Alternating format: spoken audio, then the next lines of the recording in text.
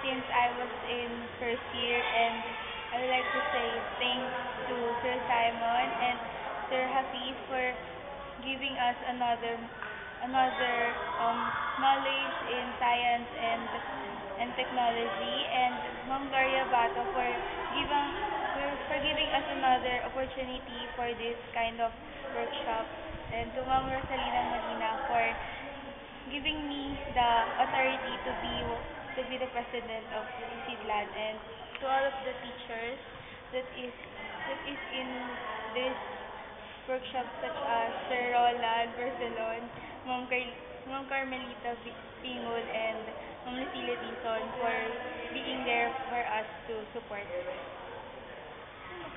Thank you. Also, any thanks to our school principal.